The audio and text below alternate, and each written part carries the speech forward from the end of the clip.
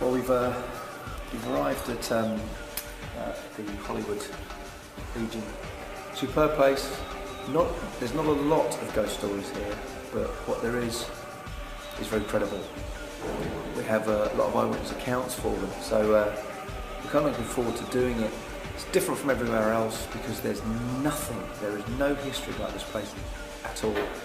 There's a lot of secrets here that may be uncovered, and if they are, I will be so amazed because there's some certain information that only I've been given, and I only know a little bit of it, not all of it.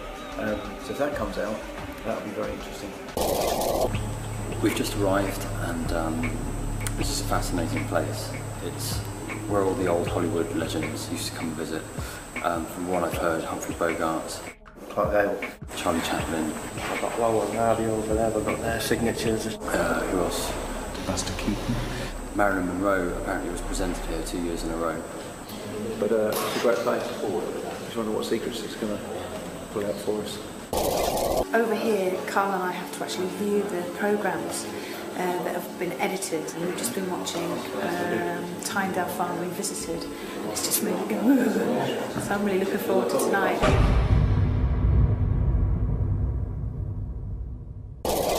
It's quite a strange place. It's very big and the sound really travels. I can hear some people downstairs talking and it sounds like it's upstairs. So that's something to be aware of later. I've never actually been to anywhere like this as far as I remember. So it's got some good history here, and obviously it's nice to learn about the American history and all that kind of thing. So I'm looking forward to today. Richard Felix is in his element again, as he has been the whole time we've been in America.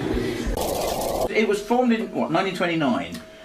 Started in 28, finished in 29, dedicated July 4th, 1929. As an ex-serviceman's, or not necessarily ex. A memorial to the dead who had died during World War I, of course, because it was after World War I. And as a clubhouse for those people who were members here. To be a member, if you were a star, you had to be ex-military? Exactly, and have served during wartime. Gotcha, I see. So the people who were after wartime, after World War I, Adolf Manju is the one that comes to mind. The World War I vets, there were very few of them that were stars. But after World War II and during the war years, that's when it became a hangout for Hollywood. And of course, all the members here: Ernest Borgnine, Aldo Ray, Morgan Woodward from Dallas, Clark Gable's a member here, Ronald Reagan's a member, Gene Autry. And they were all, of course, ex-servicemen. Ex-servicemen. Mickey Rooney, Red Buttons. And of course, a lot of other people who were not as famous, but who still worked in the industry. But were ex-servicemen? Ex-servicemen, exactly. And had served in war. Now, what about Jimmy Stewart? Because I mean, I know for a fact that he served in England in the 8th Air Force. I don't know why he never became a member, but he did. He was here, wasn't he? Oh, he came here several times that I'm aware of, and of course he was the master of ceremonies for at least one of the studio nights when they would introduce their starlets here. It was called the Wampus Baby Stars. And they started that program in 1932, and they ended it in 1963. We're talking about Marilyn Monroe, Rosalind Russell, Rita Hayworth, Piper Laurie, Shirley Temple, Rosalind Russell. I've got a list of them somewhere. They were all introduced to Hollywood. This was before they were famous. Yeah, of course. And Jimmy Stewart was famous, but they talked him into coming down. Katherine Grayson was with him that night.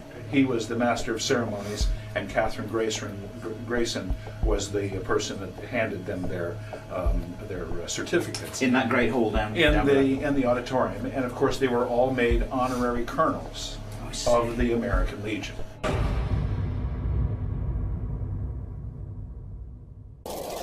This is a great place to do investigation, purely because take away the activity, take away where we are, but it's very rare that we get a whole area where we can put people that has no activity, no information, and is almost soundproof. And that's where we've been able to have David while we've been doing these pieces. So we know there's no information being leaked.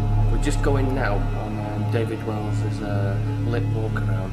We're very conscious walking around with the sort of ambience, the sort of decor, and what sort of clues that could give away. So quite interested to see how David would separate the clues that you would get from the cocktail bar, for example, and what he would actually managed to get through mediumistically. Walking down the stairs, picked up on an energy that had fallen and unfortunately died. Now we know that that is the case, and he picked it up on the exact same stairs where this guy fell. What I'm seeing now is the vision of him lying there, and he's twisted. It's almost like he's fading in consciousness. But I'm trying to lift him, if you know what I mean. I'm trying to get beyond it. I'm trying to lift it so I can get a direct link with him, as opposed to what I'm seeing event-wise. But because of the trauma attached to this spot or around this area, I think he's going to be lighter if we go further up. So are you saying he had an accident here and survived, or he had an accident and died? He definitely died. He's crossed. And yeah, an accident. I don't see any hands, I don't feel pushed, nothing like that. It seems purely an accident. And David came out with his name, Marshall. We know his name was Marshall White. David has come up with a surname, but it's come up with Marshall, which is a very unusual name. I just wanted to, I made contact with Marshall earlier. Now, there was only a very brief message for you, and I hope it's significant for you. The first is an obvious thing that the Spirit will always say is that they are fine. They'll always say that they are okay and they're happy, they're fine. But the second was a bit more specific, and I think it was kind of along the lines of do what you have to do. You have to, whatever you feel is right, you have to do. And that was what he said. He said he's watching you, which I think you're probably aware of anyway.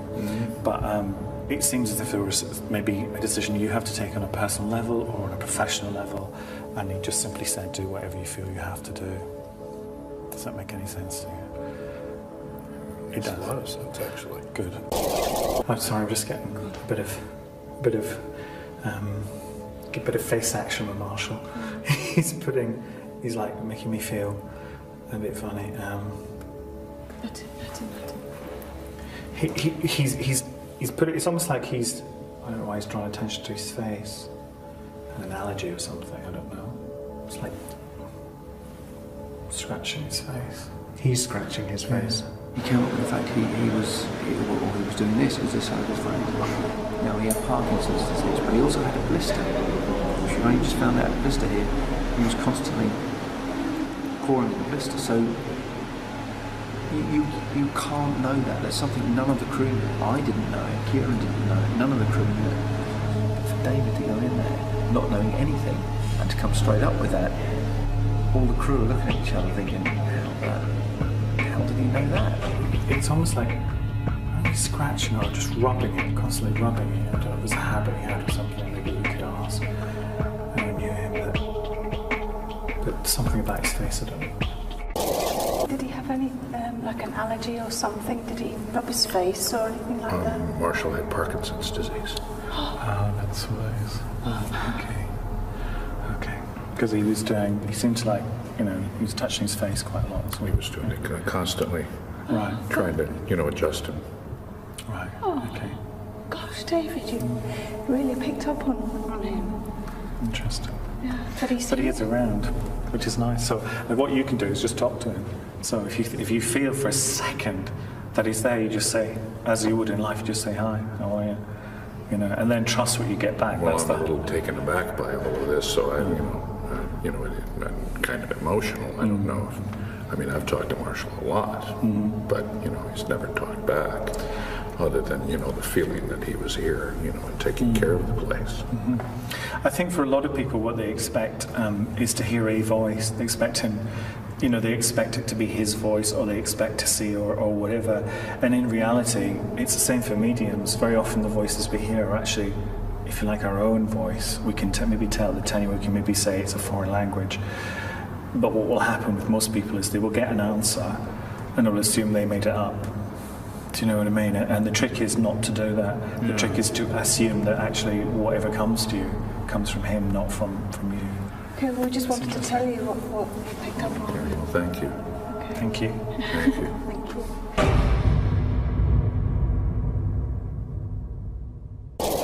Very, very shortly now, we're going to get Derek and Cora, and we're going to go and do a walk around with Derek now. David Wells has picked up on a lot of good stuff.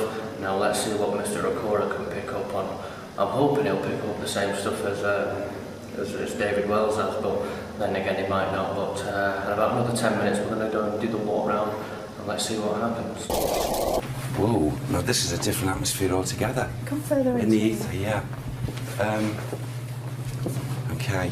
Now again, it's like a playback, I suppose, in the energies. A lot of people coming here, all belonging, all feeling as if they belong. It's like, hey, this is our pad. This belongs to us.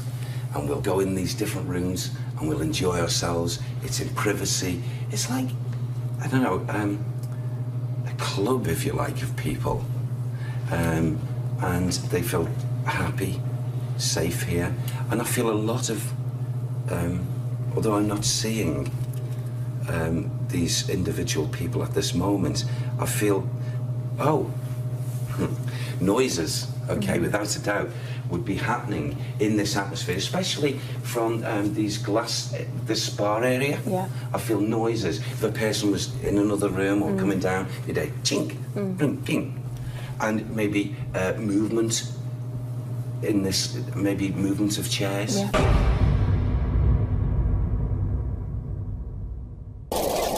Let's talk television's coming on and off. After what I just experienced. Unbelievable television going on and off and on. Yvette was doing a glass movement around the table, and all shit was going on in there tonight. I couldn't work out what the hell was going on. All of a sudden, the TV switched itself on. I couldn't believe it. First time it went off, I was sat at the end of the bar and I leapt off my chair. If you can try and use your energy to try and make the television turn off. Oh my goodness me. At one point, I was kind of losing my voice. I couldn't speak for shock. You know, my bottom jaw was shaking when I was on camera. That was awesome, that. Probably the most impressive thing that I've seen up to now, television, on command. Will the television, after it's been on for so many minutes, will it go off on its own? Of course not. Well, the television could not turn its switch. It did. It just went off. It did. And how did it come back on? No. We put it back on. You're kidding? No. Well, that's a technological impossibility. Shh. Put it back on. Do you know that is it actually worth putting back on, or do you think it may come back on its own? Put it back on. Yeah. I think I wonder if there's some... Put it back on quick and see if it's gonna do. See if there's been a power. Oh, shit. No? No. That's amazing. Physically impossible for that to come off on its own. But it actually sounded as though somebody pressed a button. Yeah. Did you hear that? Yeah, I heard it. Yeah. Stuart, how do you feel? Up until 2 minutes ago, I felt fine. The TV's just gone off and I feel I don't know, I'm full of goosebumps now. I feel really scared now after what's just happened, because that to me is is it poltergeist or poltergeist activity, isn't it? Yeah. What Because about that TV's just switched off, and the other way of turning that off is via the remote control. Or press the button. And I've had the camera pointing around this area and no one's picked that up. No. So what about you, Anthony? Yeah, chills. And then after that, there was some ice machine or whatever it was that switched itself on, and the water inside started dripping out for some unknown reason, which it shouldn't have done. Terry said it never happens. Boy, that's weird. What is it? It's the ice machine. Well, hang on, that wasn't... Yeah, but I've never heard it make that noise before. Where's the water coming from? Is there water coming out of that thing? Yeah, Okay, well that's weird. I've got it coming into the grid. It's just dripping now. Okay, well let's leave it unplugged. Let's leave it unplugged. It's got to be poltergeist activity, because anything that happens, such as the TV or something else happening and such, you know, you physically got to pick up the remote control and go bump. The remote control was on the bar. No one else had it. There was 2 cameras floating around, so if someone did pick up the remote control, you'd see them. I don't know what's going on in there. I didn't like it in there, I was scared. I can't go back down there on my own tonight. That is the freakiest shit I've ever come across that I've seen. It really does seem as if we got hold of Marshall, because he was he's the manager of the bar, and that was his place, his sanctuary. Yeah, 3 times the television went off. I watched it, I saw it, I know nobody did it, and then it came on again. Oh my goodness me! Oh. Was it you that turned the television off? Oh, no! Wow! Yes!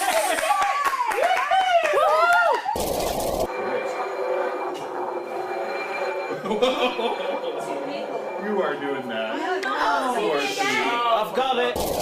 It's amazing. Yeah, we've done it again, haven't we? We've done it again. And I think it's absolutely phenomenal. It's absolutely fantastic. I'm overwhelmed. I'm overjoyed. You know, words can't describe the way I feel. What me and the rest of the guys witnessed down there. We are in Hollywood, you know, and this is phenomenal. It really is superb. Can't wait.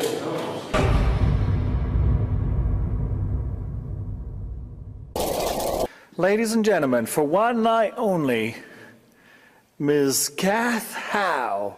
Oh, stage fright. Oh, get on there.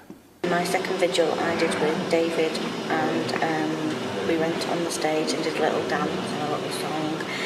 David felt emotional, and he felt like there was a lady there that had tried to be on the stage but never made it, or something like that. So it was fine, but I didn't feel threatened by it. It's very good. Ginger Rogers needn't worry about it. She won't be spinning in her grave. It felt to me like there was a bit of astral business going on. What kind of astral business do you mean? A bit of a swoop round, I felt the energy move and shift and change. It's such a big space as well, it's hard to discount just corner of the eye stuff. It's hard to discount that that's all it is, just corner of the eye, you know. Please, if there's anyone here, please make yourself known. Just want to say hello.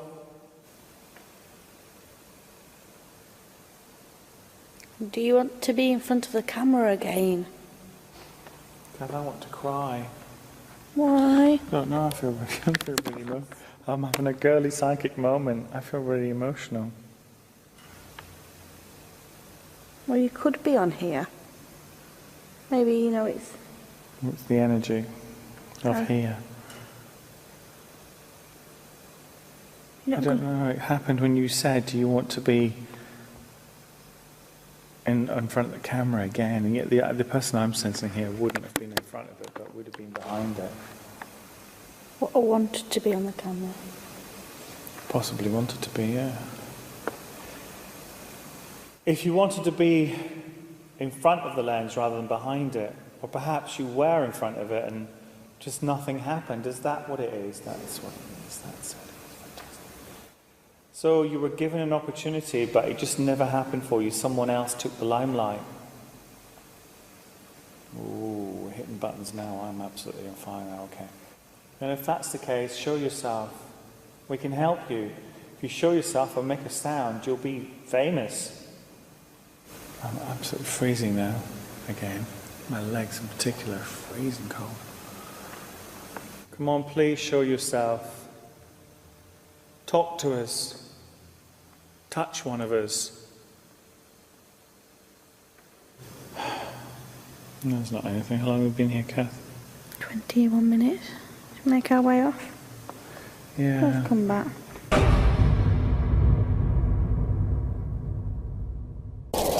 I'm on such a high, I really, really am, and I'll go to sleep just with a smile on my face. Just, for me, that has to be one of the most amazing nights ever, and I didn't feel scared. In fact, at some points I was just so confident and calming other people down who were getting a bit hysterical. I loved it. I think it may well be haunted. From my experience, it isn't. in numbers it is. Well, I started off on this production as a total skeptic, and gradually, as each shoot has taken place, more and more things have happened. We've just had the TV going off 3 times and on once, which, that's it for me. I totally believe now. And it wasn't scary, it was just exhilarating. We're going to have to play all the footage back when we get back to London, look through it very, very closely and see what the hell's going on, because I don't know. I don't know what else to say. It's a mixed night. You get split up into groups, and sometimes, you know, the group you're in, nothing happens. And sometimes another group, lots of stuff happens, and you have your own different accounts. And that's what the programme's about. It's an investigation, and it's meant to be a fair investigation like that. And so you have to give your own account from your own perspective. I don't think I sleep because I'm on such a buzz. And I just can't believe it. Anyway, next time, who knows? I just feel maybe we're getting closer. We are getting closer. Each week we get closer and closer and closer. Maybe we're getting closer to actually catching full apparition on camera. God, wouldn't that be amazing? Anyway, I'm waffling because I'm tired, but I'm really happy. And see you soon on the next Most Wanted Extra. Bye!